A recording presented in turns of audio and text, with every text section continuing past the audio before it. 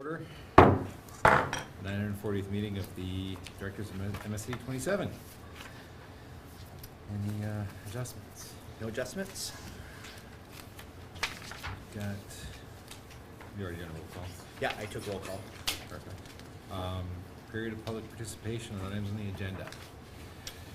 Any folks here who signed up to speak?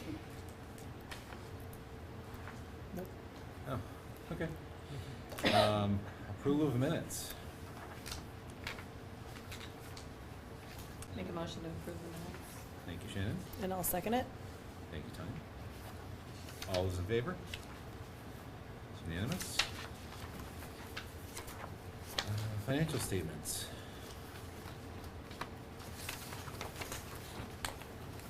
Anything we need to know? No, everything's what you expect? It is for this time of year. We haven't hit the heating season yet, so it's all summer projects and just going into the fall. Nothing really outstanding. Make a motion to approve the October financial statements. Thank you, Shannon. And I'll second that. Thank you, Tanya. Any discussion? Seeing none, all those in favor? Passes.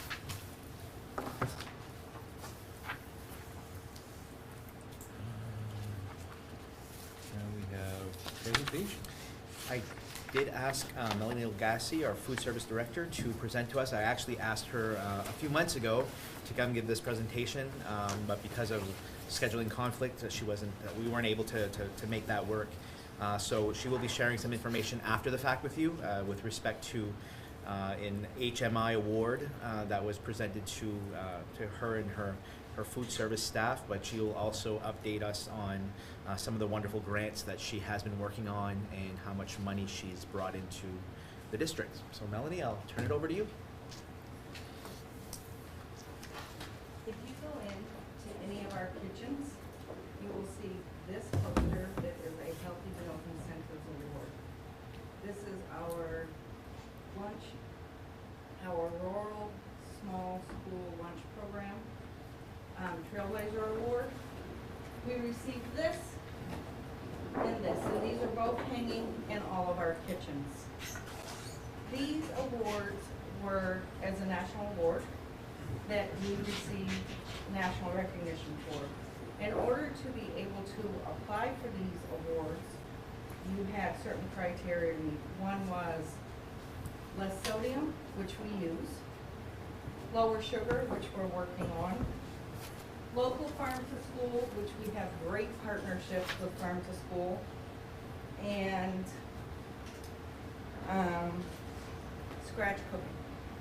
When I filled out applications for these awards for each of our schools, they came back to me and said 92% of something on your menu every day is scratch cooked. Whether it's the bread for toast in the morning, the muffins, our main meal, something is 92% of what we do is scratch cooked. Now there's 126 school districts in the state of Maine. 12 of them received this award. 4 were from Aroostook County, 3 were from Laval. So every one of our school districts received this award, and by receiving this award, they gave us an all-expense-paid conference to Las Vegas. We had to go. Yes. Had to. We, originally the plan was to take all of the lead cooks and go to Vegas, but one of them had to back out, so Lucy joined us. She has to make bread next week, though. It'll be sourdough, but I can do it. And we had sessions that we attended we tried not to all attend the same session so we could all work off what people learned. Since we've come back, we've held a couple Zoom meetings, we're gonna have another one tomorrow, to talk about what we wanna bring into our kitchens. And there's so many good things that we came across at that meeting that I have tentatively made arrangements with either Let's Go or the Institute of Child Nutrition to come up the last week of September or the first week of October and do a culinary training with the staffs in all of our districts. It would be held in Presque Isle, so it's open to everybody in the county, but it's for 2 weeks, and we could go either the first week or the second, which is no cost to the district except for the labor for the staff. So, there was that. And there is a breakfast award that we are pretty sure that we will be receiving also. We'll know in February if we receive that award. And if we do, we would go back to Vegas next year, and I would bring a different set of cooks with me so that everybody gets their chance to know. So with that being said, we'll move on to grants, because we have a lot of them. So in the last 4 years since COVID, we have received Full Plate Full Potential grants, the Fresh Fruit and Vegetable Program grant. The FFVP, which is Fresh Fruit and Vegetable Grant, is a grant that is through the state. It's not something that I can say, oh, I'm just not going to fill out. It's something that I fill out through the state, but if the parents don't fill out their economic status forms, it affects if we get the grant or not. Prior, you've gotten it, this year you haven't, like you didn't get it this year. No Kids Hungry, we received grants from them. Maine Dairy Council and Fuel Up to Play, we received equipment grants from them. The State of Maine Equipment Grant, each one of our kitchens received new equipment. Local, so we have a federal local farm to school, which the federal government will give me so much money, and it's to use for local farm to school. And when I do that, the federal will reimburse me 100%, where the state only reimburses us 33 1/3. So we have great partnerships with a lot of different farmers from here to Fort Fairfield, down to Crystal for processing. And we actually was just last week, we received a pig that was donated 750 pounds for the 3 districts. And so I'll have to go to Charleston over Christmas break to pick it up because they're processing it there. And it's gonna be all sweet Italian sausage for some of our recipes that we use. We have a Fisherman Feeding Mainers program. We're the only ones in Aroostook County that do this program. So the Fisherman Feeding Mainers program is, they'll contact me and say, hey Melanie, we have haddock, pollock, different types of fish. How much do you want? And when can you come get it? Like, they give us certain dates. So I will get into the van and I will drive to Portland and get it off the pier and come back for all 3 districts. So right now, our districts are the only ones that do that in Aroostook County. We have a partnership with the Good Crust. The Good Crust is a pizza crust company just out of Skowhegan. Our wheat is taken down to Skowhegan. They mill it into flour, send it off to the Good Crust. The Good Crust makes our pizza crust. It's a little more expensive, but number 1, we're supporting the local farmer. Number 2, we get 33 1/3% reimbursement. They received a grant that, so I know the grant, I didn't receive it, but I partnered with them in case they did receive it. And they received it and they gave me $25,000 to purchase equipment for the 3 schools. Each district received the same amount of money. So the elementary school did not have an impingent countertop pizza oven. They now have theirs, it's installed. So they're gonna be coming up, they're gonna do education stuff with us. They will bring a portable grist mill for the kids to try, just different things like that. There's gonna be a lot of education. There's only 2 districts, or 2 districts, like Valley Unified, and then there's a district downstate that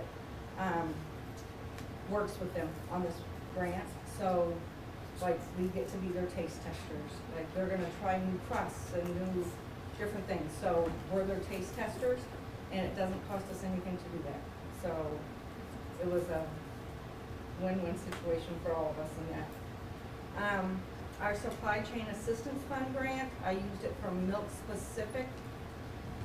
This month, we are done with that. Like, we have spent our money. We had received just over $73,000 for that one.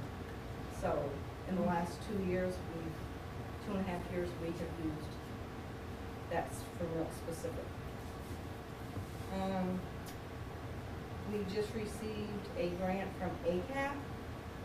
Each of the schools now have a food cupboard for kids who need food for after school. So there's snacks in there, there's microwavable meals, there's juice, and so each one of the schools now has that. There's a couple that are not up and running, well, not in this district, but there's a couple that aren't up and running yet. And then we have a really great partnership with the Good Shepherd Food Bank, because we have our school food pantry program that's open to all the districts. We just had a food drive on Saturday, and we had 218 boxes that went out on Saturday for families that needed it. Some of the equipment that we received is, we have yogurt bars, like your schools have yogurt bars and smoothie bars in both of your schools. The elementary school received a mobile milk cart. I just received a grant from Full Plate Full Potential last week for $9,500. Part of it is recipe development. But with that recipe development, I am able to purchase equipment. So I bought each of the schools in this district a RoboCoo. I ordered them yesterday. So they will be in time for us to work on. What, a robo? It's a food processor, Oh. but it's called a RoboCoo. So,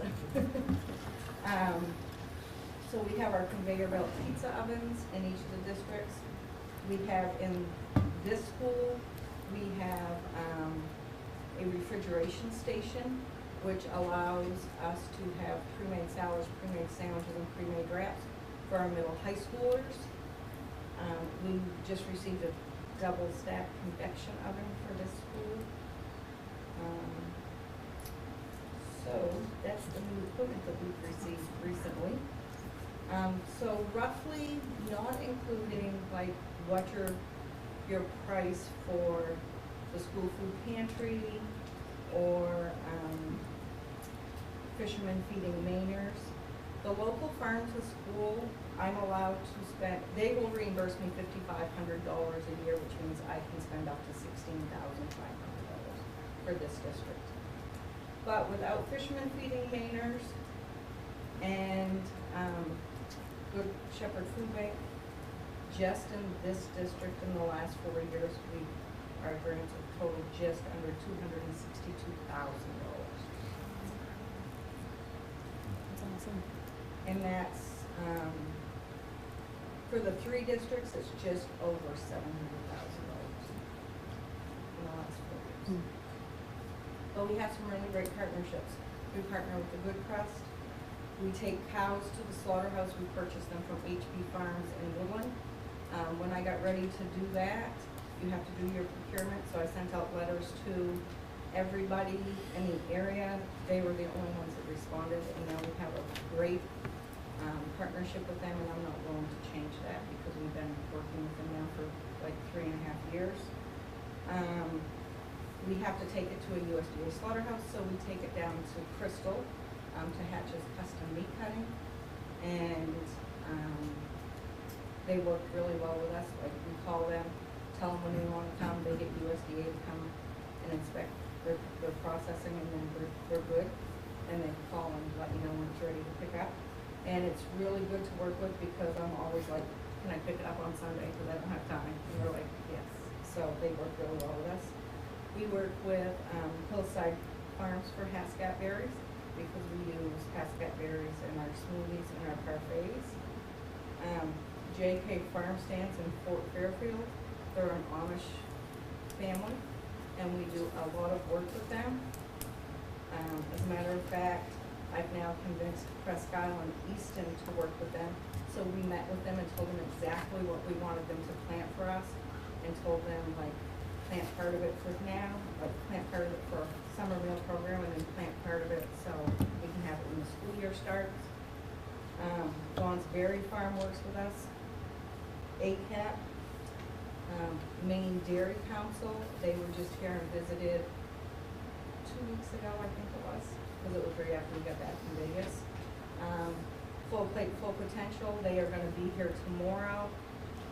We have a tour set up from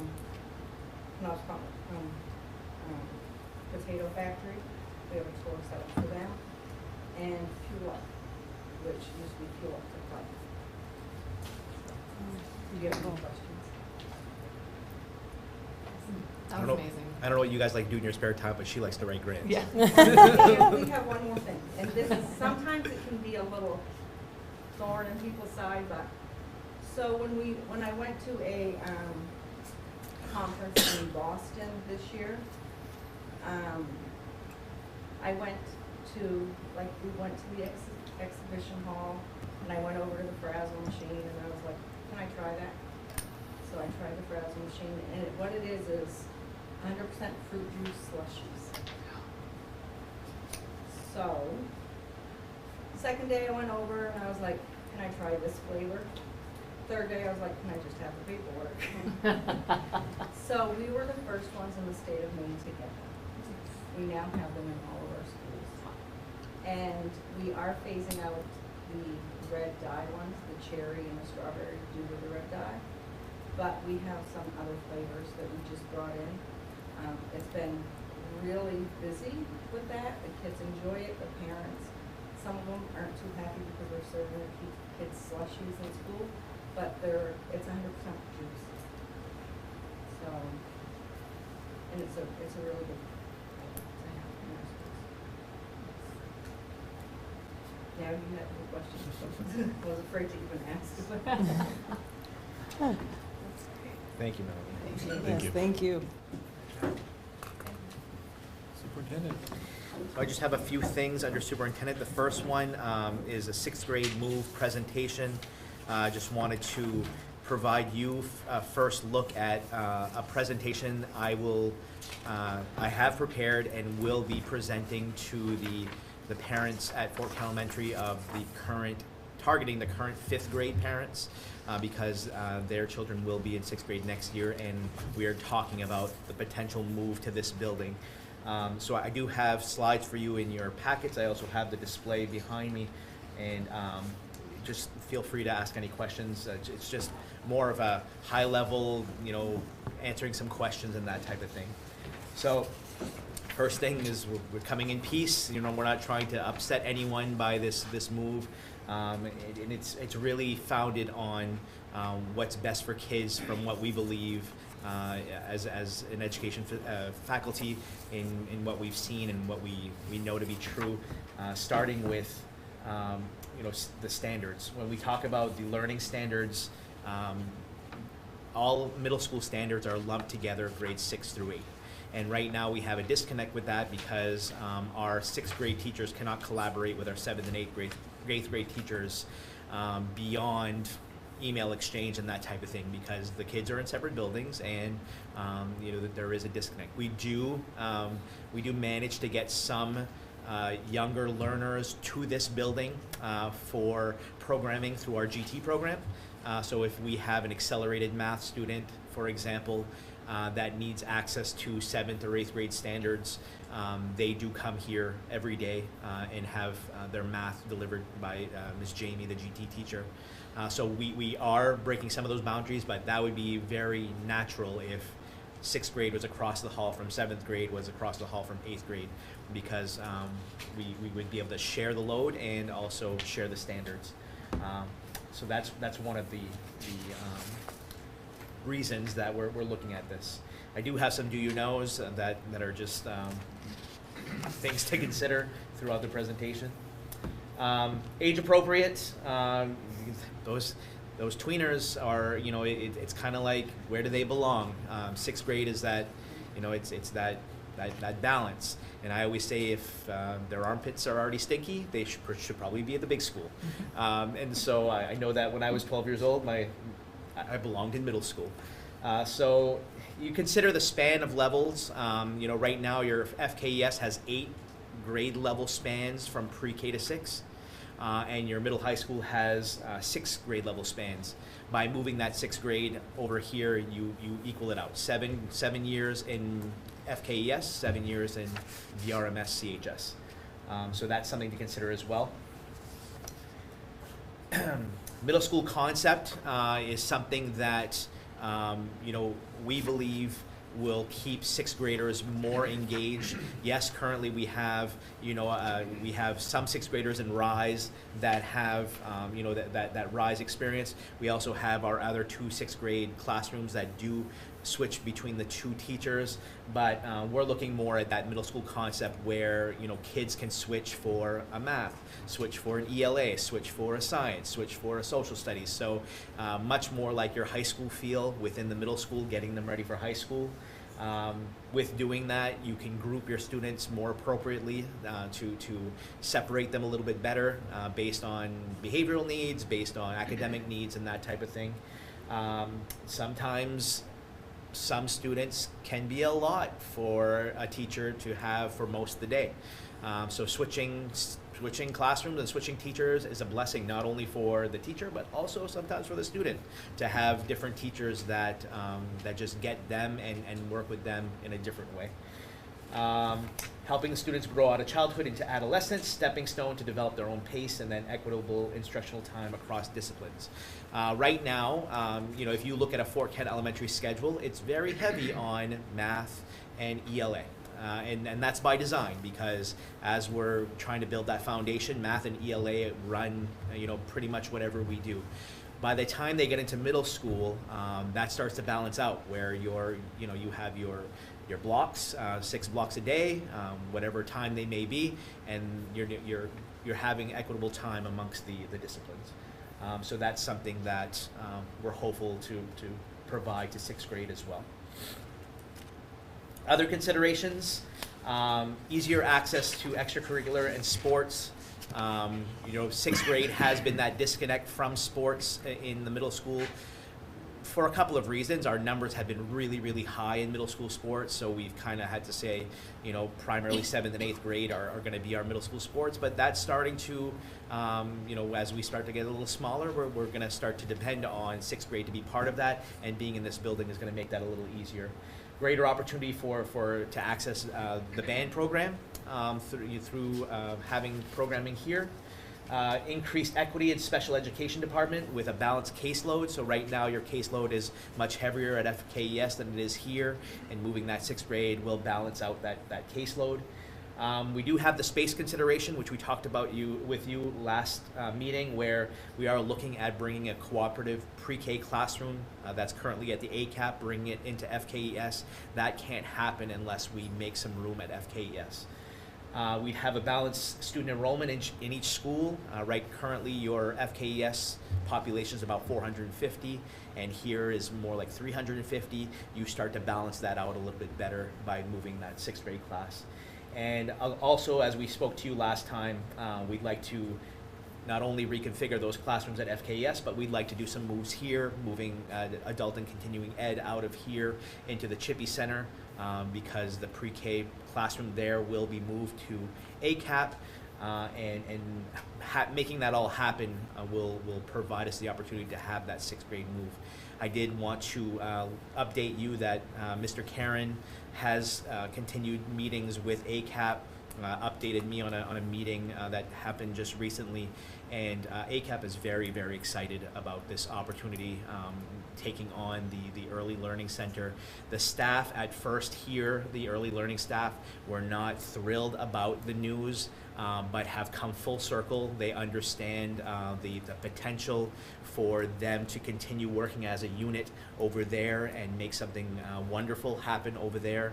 So they're very excited about it, and we're actually going to have, during our next early release, our staff, the early childhood staff, is going to go work with the ACAP staff and start to lay that foundation for that partnership. So that's in the works, and they're very, very excited about it. So that's all good news. Questions that I've heard come up through, so I've done this in Madawaska 2 years ago and last year at Dr. Levac, where in 6th grade now is part of the middle school in both schools, and the questions are very similar. So I'm predicting similar questions. Concern, will my 6th grader get grouped with high school students? That's a concern, and it's a valid concern. And we're not going to be grouping any middle school students with any high school students. It's separate lunch periods, it's separate classes, it's separate recesses, it's separate as best we can. Do they have to come through, the hallway to get there? Yeah, and may they pass a high school student? That might happen. But for the most part, when the middle school moves, they move together, and it's loud, and it's it's as a pack, so they're safe. 6th graders may not be mature enough or emotionally ready to go into middle school. I think they are. I think on the flip side, we're seeing that they're almost too mature and too ready to be at the elementary school. You can tell that, especially at this time of the year and going to the rest of the year, 6th graders are tired of being treated like little kids because they're the big kids. Moving here now, they're the small fish in the big pond, so it kind of humbles them, and I think it's a good transition period. Well, my child has been in RISE since grade 4, and will lose 1 year if RISE moves to 6th grade. That's going to happen. So. We can't continue RISE here without a RISE program. So yeah, 6th grade will not be part of RISE anymore, but we will have the opportunity to potentially bring back in 3rd grade. Originally, RISE was 3rd through 6th. We dialed back to 4 to 6, and I think it gives us the opportunity to go back to a 3 to 5 model, which is what Madawaska Elementary does. But there's more for us to discuss on that as we move forward. How are middle school students and high school students being separated in the building? We can take a walk after this meeting if anybody wants to kind of just visualize. But upstairs, the whole second half of the upstairs wing is VRMS. There are no high school classes. There are no high schoolers allowed on that end of the building. That's going to extend a couple more classrooms with adding 6th grade, but it's still going to be the very same thing where you're going to have a clear break off. The bathrooms in that area are only VRMS. They're not high school accessible. The stairwell on the other end to come to the upstairs is only a VRMS stairwell. You go up the stairs and it says VRMS, throughout the stairwell. High schoolers have to use this last stairwell here. So very separated, and we ensure that to the best that we can that the two schools do not mix. So your almost entire upstairs will be VRMS, with the exception of a couple classrooms at the end here. Am I right with that, Mr. Doucette? Yes. So that's how we're trying to separate things as best we can. Concern, VRS, CHS will have 11-year-olds with 18-year-olds. Oh my God, yeah, that's awful. But if you consider that right now, FKES, we do the same thing, right? We have 4-year-olds with 12-year-olds. So we have age spans that exist already. Keep in mind, we're going to separate these kids as best as we can, and also keep in mind those kids ride the same bus for the most part. Those kids that do ride bus with high schoolers, you just keep them separated. Youngers in the front, olders in the back. We'll do the same thing here, where we'll keep the youngers upstairs, the olders downstairs. Keep those breaks separated. Concerned 6th graders will now be exposed to high schoolers and their culture. What we've learned, especially in my Madawaska cohort, those high schoolers really lead by example. They don't want the little kids to see them behaving badly, so they step up to the plate and they model behavior that's appropriate. We've got some really good kids here at CHS, and I think the same thing will happen. In fact, if we have some goofy 6th graders goofing off, I fully expect a junior and senior here at the school saying, "Hey, we don't do that here," and really modeling good behavior. So I think it's going to be a good transition overall. Other districts around us with 6 to 8 groupings. SAD1 Prescal has a 6 to 8 middle school.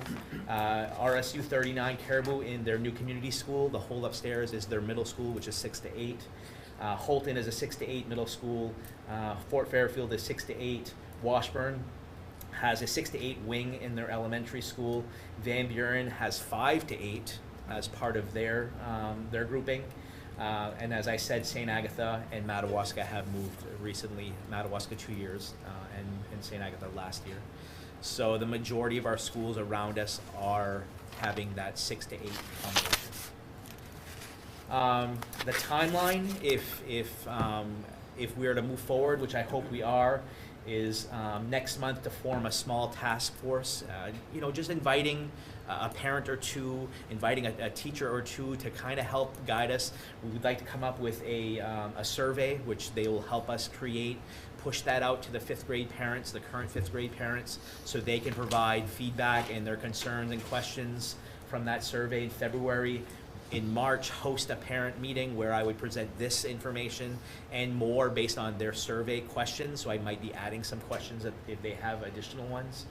And then in April, working up on a step-up day. Right now, we do a 6th grade step-up day. We'd be doing a 5th 6th grade step-up day for our current 5th and 6th graders because they'd both be moving up here next year. So working on that, have the step-up day sometime in May, and then in the summer when we push out schedules, inviting those families to come in and show their 6th graders, this is where your classroom is going to be for math, this is where your classroom is going to be for ELAs, just so they're getting comfortable with that. We do have an open house the day before school starts typically, but if they want to get in here a little earlier because their kiddos are a little nervous about coming to the big school, we can definitely host that and answer their questions at that time. So for the most part, that's the presentation. That's the nut and bolts of it. Teaching middle school is an adventure, not a job. That's a quote from Angela Bennett. My quote is, 2 kinds of superheroes in the school system: bus drivers and middle school teachers. I think both are both deserve a raise because those are some tough jobs. Any questions that the board has, or any feedback of how I can adjust this presentation for parents in order to make them feel better about the opportunity? I'll just say that 9 of my 10 grandchildren have all been in 6th grade. They were in 6, 7, 8 in middle school. Yep. And they've absolutely thrived. Yep. So. Mr. Anderson, do you mind if I put you on the spot? No.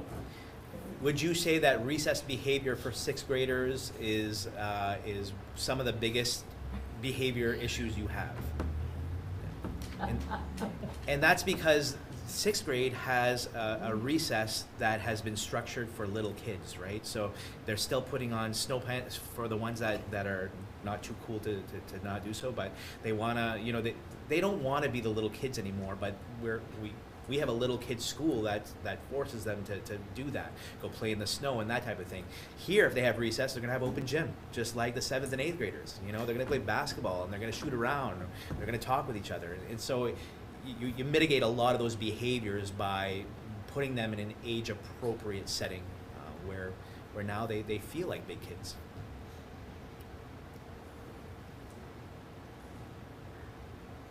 Do you need any action from us at this point to move forward?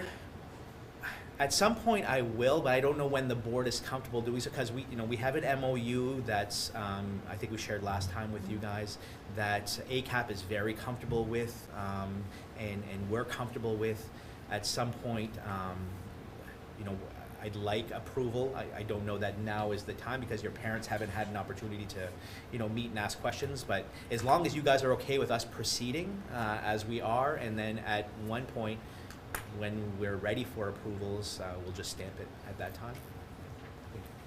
Yeah, I'm fine with proceeding. I really just wanted to make sure that this was public, and I figured if anybody was ready to riot, they would be here tonight, and Yep. there's nobody here.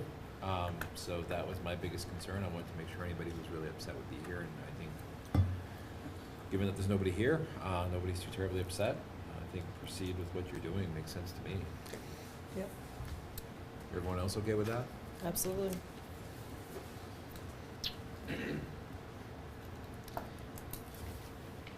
Then, no questions, I'll move on.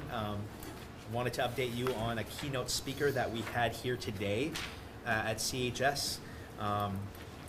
Eric Larson is a polar adventurer, expedition guide, and cancer survivor. And we had this wonderful opportunity because teacher in SAD 33, Jonathan Hayes, is a dog sled musher, and he's going on a mushing expedition in Nome, Alaska, this winter, and made some connections. And Eric is actually going to join him on that expedition as kind of like a professional person who does this. And through that connection, Eric was actually going to be in Maine this week because he's presenting to a state group somewhere in Augusta, and actually came up to spend some time with Jonathan and said, hey, if you want me to present to your kids, I can do that. This is a guy who's done TED Talks, he's been on TV, if you look him up, he's all over the place. This year he was named one of the 50 most interesting athletes in the world. So he's really an amazing person. And he's the only person on Earth to ever go to the South Pole, the North Pole, and climb Mount Everest on the same year, the same calendar year. And when he presented today, just an amazing story about everything that he's done, and how his message was about, overcoming adversity and just working hard and failing and learning from your failures and coming back. And he talked to the kids about, he tried an expedition where he wanted to ride one of those snow mountain bikes to the North Pole, and 200 miles into a 450-mile journey, he had to turn around and come back because it just wasn't working. So he had some failures to share and how he overcame them. He's a cancer survivor, and he talked about how that was one of his biggest challenges compared to everything that he's done professionally. Just an amazing story, and I think the kids were amazing. Not a student was on their phones or talking or doing anything, and we had every student in Valley Unified grades 6 through 12, about 740 students in CHS gym for this presentation, and they were just amazing. It was great. I heard that his speaking fee is north of $1,500. He charged us $450 for his car rental. So we got him for a super steal, a super discount. He was great, and I thought the students really enjoyed the message. So we had that today, and that was a fantastic presentation. The last thing I have for you is, no, I have two more things. I did share with you a Maine School Board Association legislative dashboard that has been shared with you. The Maine School Management is really working hard on trying to up their game on providing legislative updates to school boards and superintendents. And they've hired Robbie Feinberg as the Director of Communications. Robbie's put together this dashboard. I believe I have the link was in your superintendent notes. When you go to this, you put in that password that they provided you, and you'll have quick updates to what's going on in the legislature with respect to everything, but specifically for bills that impact schools. And Robbie's done a really good job of trying to help you get to those quickly. There's some links in there where you can actually, listen to live testimony and that type of thing, or go back and search in the archives. So I encourage you to use that to your disposal, and I'm sure it's going to be a useful tool. He's also provided one for superintendents, which is a little bit different, but provides the same information. So that's available to you to use. I also wanted to update you on the Valley Unified Substitute Teacher Pay Scale.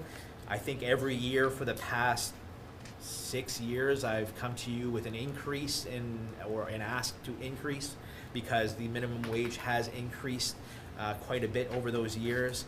And I'm here to tell you that even though the minimum wage is increasing, it's going from $14.15 to $14.65. Based on the math, because our substitutes work a 7-hour day, we are still good with our current rates. A 7-hour day at $14.65 is $102.55, and our base rate is $105.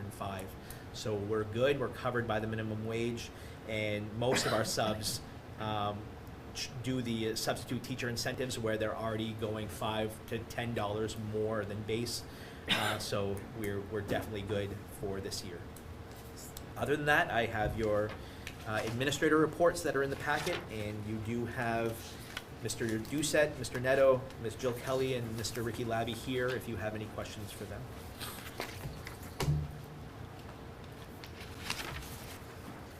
Keith, what's going on with the student program?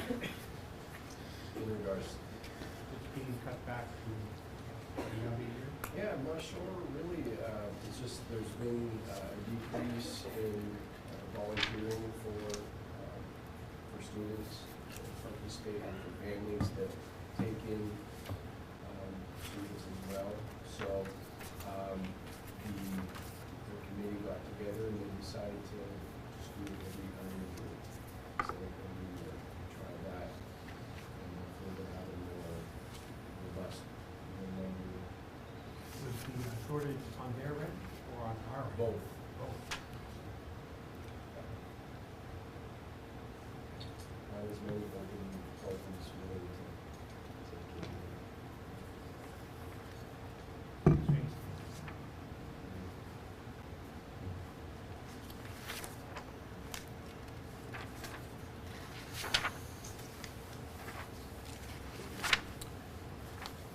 Any other questions or concerns for the administrators?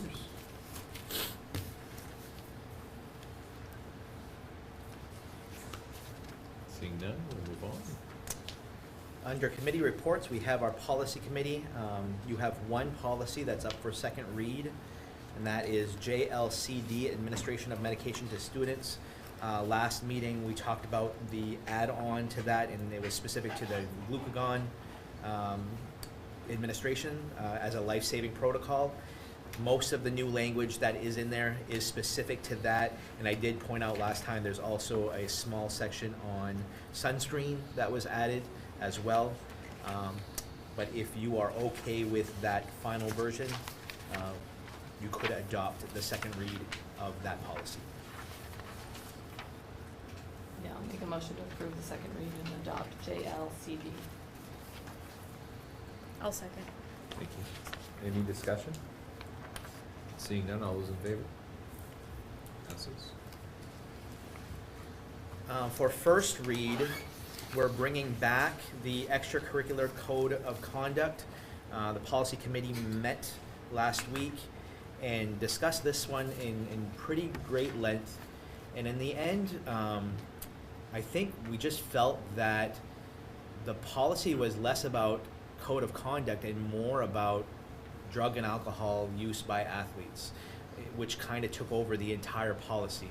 And I don't think that was the intent of the policy. The intent of the policy was for our athletes to adhere to the core values in what they do. And we quickly, pointed to the fact that we already have drug and alcohol use policies.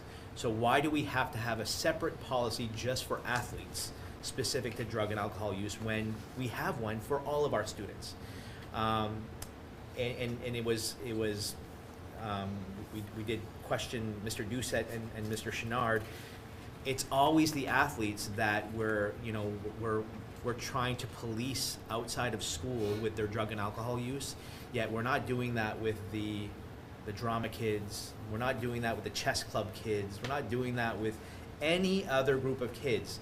In fact, we don't bring anything outside of school into school as a matter of something that we police as administration. So if there's bullying going on Snapchat that has nothing to do with school, it's just one kid being bad to another kid and it's happening over the weekend, that's not a school problem. It becomes a school problem when the bullying comes into school. Then it becomes our sandbox. But if it's happening outside of school, our advice to the parents is to go see the police department, go visit those parents that your child, have it out together and figure it out. So why are we as an administration policing student drug and alcohol use outside of school when it's has nothing to do with us. If students bring in drugs and alcohol, we deal with it here because we have policy that states it. But it shouldn't matter if you kick a soccer ball or swing a baseball bat if you're treated differently than not. So if you look at the policy, we have removed any language dealing with drugs and alcohol. So on that first page, the additional bullet for refraining from using, possessing alcohol or drugs, we've removed that. We've removed all of the consequences for drug and alcohol use. Again, we have a policy that dictates that. We don't need to do a separate thing for athletes. And then we go on to the last pages where we're just talking about the conduct violations.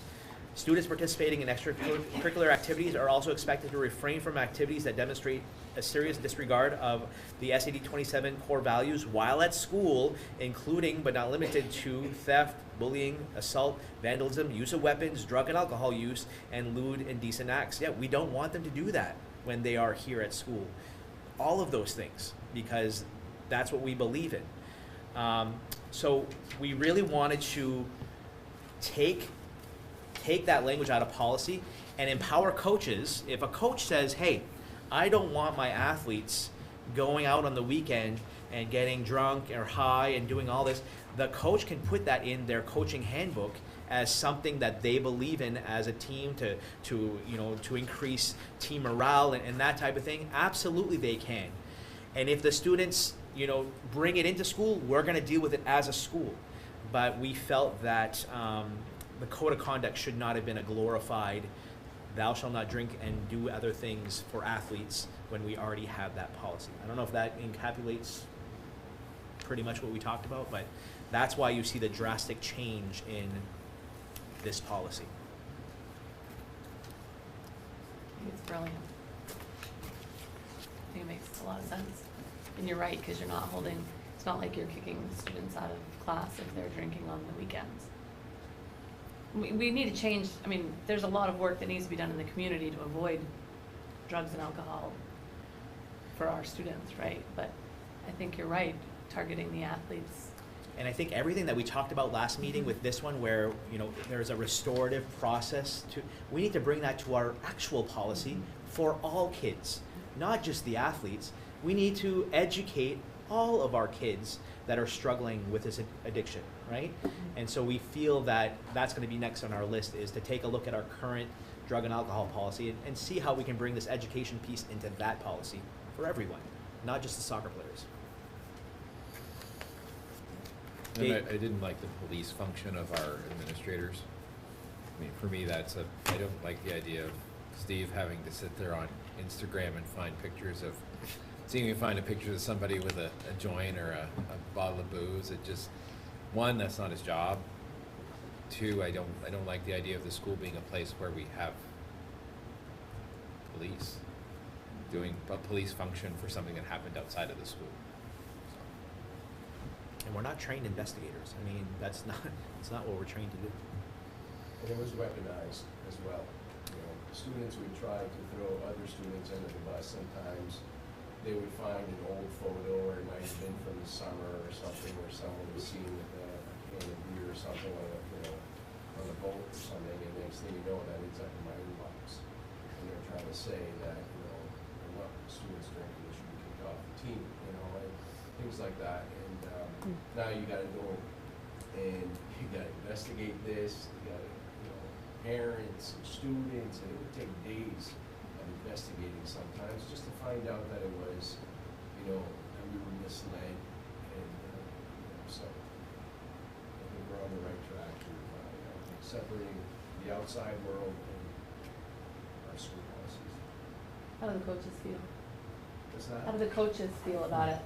Are they on board? Have you had any pushback? No, I mean, and to be honest, they haven't had many issues, okay?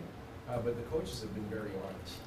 The coaches have actually stepped up and told us when they heard something, or when, and so, because it's about you know.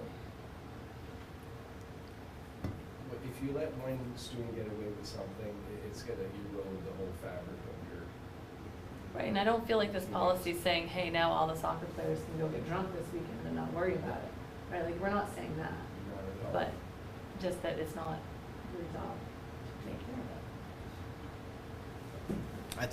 I think a good coach can build a really good team building understanding around what their expectations are for their athletes, and it doesn't have to come from the suits in the room who say, you know, we're going to investigate this. As a coach, I can look at my players and say, we're not getting drunk this weekend because we have a big game on Friday, on Monday or whatever. I think that's got to come from a coach, and it's got to be about team building. Rick, have any thoughts about this? I know for soccer, we actually sign things saying no drugs and alcohol for this season. Like, so like the coaches do have to sign something for the season starts. Yeah, when I was part of soccer my freshman and sophomore year, they were big on rules with drugs and alcohol. Does it work? Yep.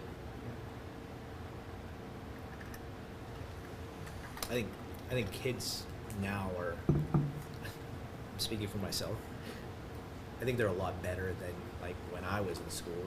I think for us it was about how to get away with it, and I think the kids today are more about this is the smart thing to do, to just not do it, you know. And now I'm making a blanket statement. There are going to be some kids that are still, you know, but I think speaking for me and my friend group, I think it was more of a unified effort to try to get away with, you know, some stuff. And I don't think that's the thought process anymore. I might be naive, but that's what I think. We did it all without text messaging. We did. Because there was no evidence of it, right, for us? Now there's evidence everywhere for these kids.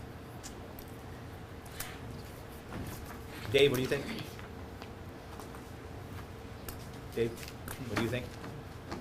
No, I think it's a step, but it has to go hand in hand with a real serious look at investing in the drug and alcohol use problem in general. Yep. I think it's a very sensible approach. That's the first step. But without the second step, it becomes a license to do that stuff. Right. Well, it's funny too, because the original, like, I think I've been here for 3 incarnations of this policy. And it started out with like punishment led, right? So the idea was, how are we going to punish an athlete for doing something? And then we changed it so we try to make it so it was more beneficial and we could help them. But it was still centered around punishment. Yeah. And I wonder if we shift everything to just the students generally and student health and well-being, if we can move away from that punishment approach completely, because I don't know how helpful it is. Yeah. We'll see. We'll do them all. Any questions on that one? Again, that's first read. Okay. Second policy is EFC. There were a few policies in our e-manual that dealt with the food service that really overlapped one another. So when we talked about, as a committee, we talked about it, we kind of streamlined which one should go and which one should stay. And so the first one that should stay is a policy EFC, free and reduced food services. Right now we have a policy called meal charge policy, but we don't charge for meals anymore. All school lunches are free in the state of Maine today. That could change. This policy takes an account of the possibility of that change. So the only small changes we've made, we have our district name in the first paragraph. In the second paragraph, we've added a sentence: since the 2022-23 school year, all school lunches in Maine are free for all students. And then we've added, in the event that free school lunch for all students in Maine is repealed, in accordance with, it basically says that we're going to go back to acknowledging that students that qualify for free or reduced meals will be offered free or reduced meals, and that we're not going to withhold any meal for students that qualify for those. So that policy is something that we're recommending based on what's happening or what could happen. Policy EFDA, restrictions on sale of foods. This is a policy that basically says that any food or beverage sold during the normal day on school property of a school participating in the National School Lunch Breakfast Program shall be planned as part of the total food service program of the school. It goes hand in hand with the next policy, which is EFE, which is competitive food sales. Both of them basically say we're not going to try to compete with our food school lunch program. Back in the day, teachers used to throw pizza parties for their class, for being good, and it was in competition with the school lunch program. Now what we're saying is if you want to throw a pizza party, talk to Melanie. They'll make the good crust pizza, and we'll have, we won't be competing because the pizza will come from our program. We don't have to order it from, these places. So both those policies go hand in hand with what we'd like to see, and what we actually are doing for the most part, but we'd like the policies to reflect that.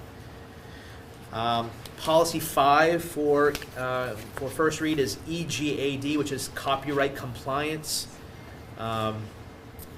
It's basically a rewrite of what we currently have in policy about copyrights, but it just simplifies and basically says we're not going to do anything that violates copyright laws. And then the last one, EHAB, is a policy we do not have in place. It has a note at the beginning of the policy that will be removed in the second read, but it's basically our responsibility to keep records in accordance with what the DOE. So the DOE has a database that we can access, and it says, student assessments we have to keep for 5 years, and free and reduced lunch applications we have to keep for 10 years. It tells us what kind of records we have to keep. This is a mandatory policy that we don't have in place right now, so I'm recommending that we put this mandatory policy in place because we do this already. Can I say something? You have to ask the chairman. Go ahead. So, your free and reduced food services policy, it needs to say no charge, not free. Like in your policy, the state of Maine is no charge. Not It's a free? no charge station. Okay, I can change that now. Thank you.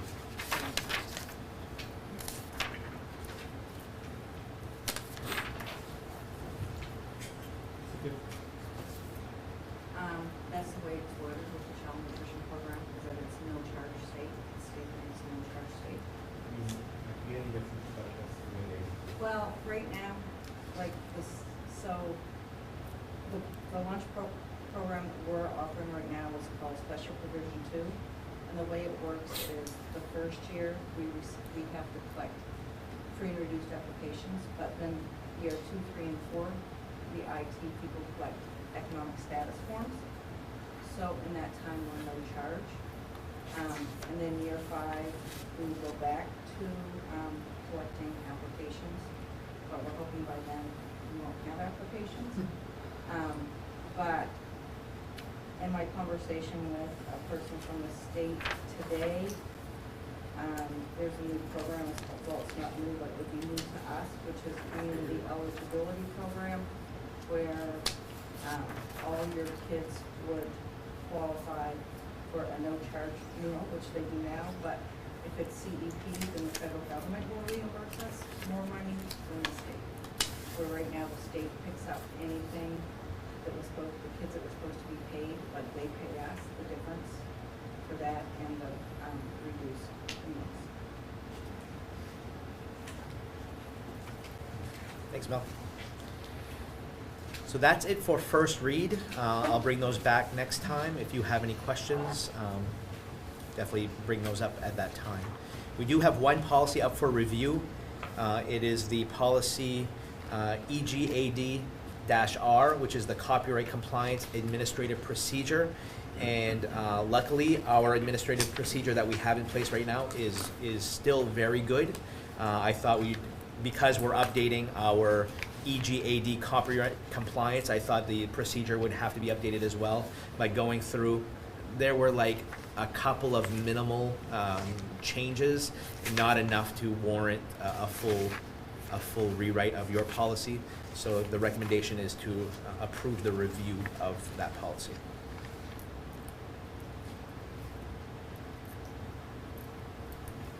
Well, I'll Can I make, get a motion? yeah, I'll make a motion to approve the review of the policy EGAD-R. Second. Thank you. Any discussion? Seeing none, all those in favor? And then we have 3 that we're recommending removal. The first is EF, Food Service Management, which just tells us what we do and says that we're gonna follow federal and state law with the rules of the Department of Education for operating a school lunch program. I don't believe we need a policy to say that. The second one is vending machines. Don't see a whole lot of those anymore. So we're recommending that go away. And then EFEB is the nutritional standards and sales of food products in schools.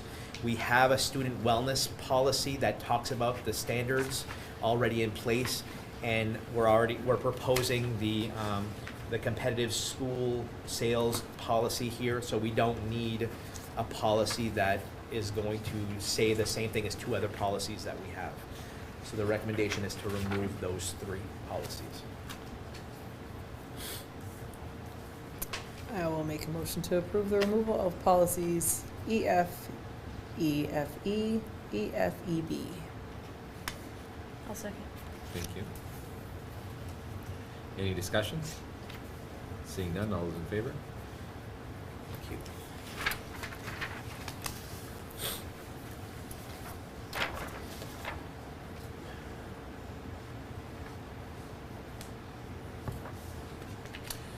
Sorry, I was reading the letter.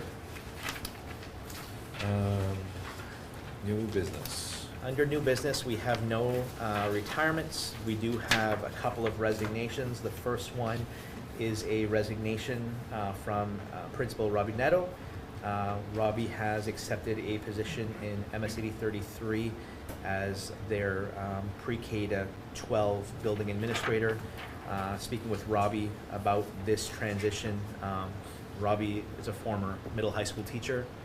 He's been an elementary principal, really wants to work with the full range of learners. And his wife is a former employee of SED 33, and I'm sure she talked, well about that experience, because she was definitely a very beloved nurse in the district. So we have Mr. Netto looking to resign here and move over there. Mr. Netto, did you want to add anything? No, just a thank you to everybody. My entire professional career has been with City 27, and I can't be grateful enough for all the opportunities that supported me, all the people I've met, all the relationships with adults and students, and forever be grateful for that. Thank you, Robbie. Thank you, Robbie. We need a motion or he can't leave. I'll make a motion to approve the resignation of Robin. I'll second. Thank you. Any discussion? I'd just like to say, Robbie, I don't know a lot about what's going on in the building to assess what kind of job you're doing, but it always seems like happiness, which really says a lot. So, it's like that's, but you're still almost in-house. Almost. That's good. Thank you. Okay. Rory. Rory. Thank you for everything, Robbie. It was great working with you. Known each other for a while. It's sad to see you go, but I'm happy you're going somewhere you want to be. So thank you. There's no further discussion. All those in favor? Passes. We have a second resignation. You should have a letter from Donna Parody addressed to Bill Kelly. As indicated in the letter, Donna's last day was November 15, and she had a great time here. I just think there was another opportunity that came up that she couldn't turn down. and it wasn't an SAD 33. I'll make a motion to approve the resignation of Donna Parody. Thank you. I'll second. Thank you. Any discussion? Seeing none, all those in favor? Thank you. For transfers, you'll see a request for transfer letter, and this is from Mr. Kevin Anderson. Mr. Anderson is requesting a transfer from his current role as Dean of Students to the principal position at FKES. I sat down with Mr. Anderson last week, yeah, and talked about this in length and talked about you know, the shift from one position to the other.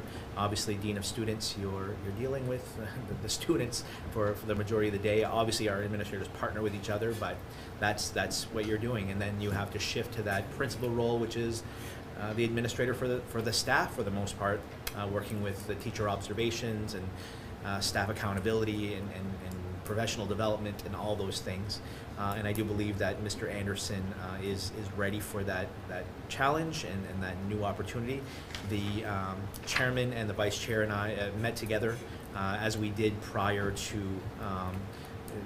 doing or offering a similar transfer when Mr. Coletta announced his retirement and Mr. Doucette wanted that transfer. So we felt that through our conversations that it would be an opportunity that we should afford Mr. Anderson, if you all agree. Usually I approve transfers, but I feel because it is an upper level administrative job, that I'd like the board's backing on that approval.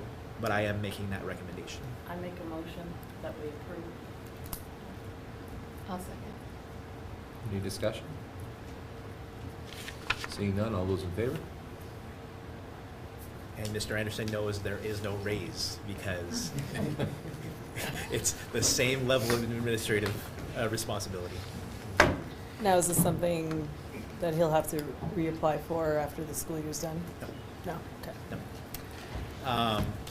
We have advertised an administrative job, so it does not say principal or dean of students, it just says Fort Kent administrator. So that has been posted.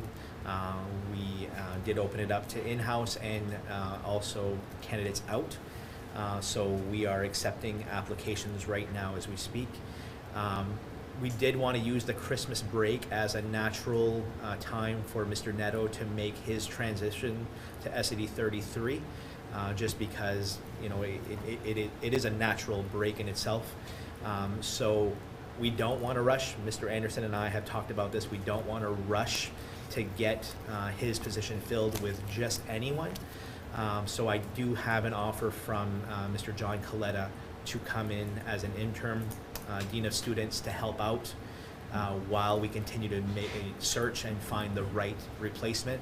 So between Mr. Coletta and myself, as we are currently doing at SAD 33, we would do the same thing here in working with Mr. Anderson to make sure that Fort Kent Elementary is in a good place. But we don't really want to make a mistake of rushing to fill just because we have a vacancy. Between Mr. Coletta and myself, I think we feel we can handle and support Mr. Anderson. So that's how we'd like to proceed. Once we feel that we have enough candidates to move forward, I will be inviting 1 or 2 board members who are interested to participate in that process. Have you gotten any applicants so far? We have 3 in-house applicants so far. One thing that this position allows us to do with flexibility is because a Dean of Students is not a position that the DOE deems must be a building administrator certified person. We've opened it up to multiple certifications. We've opened it up to administrative certification, guidance certification, and social work certification, just so that we can get a good pool of candidates that have different perspectives of student behavior, because primarily that position is dealing with student behavior. And just because you're a building administrator doesn't mean you're a professional at dealing with what is increasingly challenging student behaviors. Absolutely. For current openings, we have that FKES building administrator, as I just described, and we also have an evening custodian, evening shift position.